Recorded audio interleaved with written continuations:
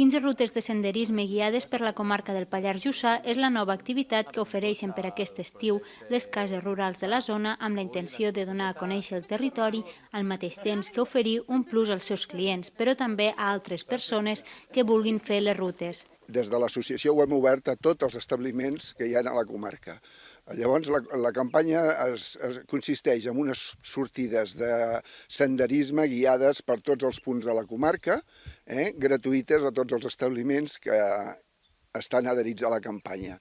Aleshores, la gent que no està en aquests establiments també pot participar, pagant una petita quota, entre 5 i 10 euros, poden participar a la campanya, a les sortides. La campanya, sota el lema «Vine al Pallars, viu el Jussà», també facilita entrades a preus reduïts a equipaments culturals de la zona.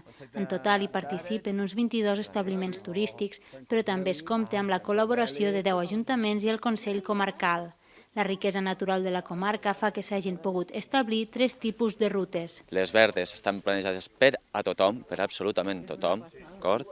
Amb la qual que són una manera d'atraure gent que no està iniciada en aquest camp i vulgui provar-ho, d'acord? Després tenim les blaves, que ja són gent que proven cosetes però no s'atreveixen amb més, i aquí és quan la funció del guia també, a part de ser l'explicador, el narrador, d'acord, també a part de ser el líder i el que porta el grup a l'èxit. I el que és el nivell vermell, el que són ja més alta muntanya i molt més llargues, són per gent que ja està acostumada a caminar. Les rutes ja estan estipulades en un calendari que totes les cases rurals ofereixen als seus clients, de manera que ells es poden fer la reserva de la sortida al mateix temps que fan la reserva de l'allotjament.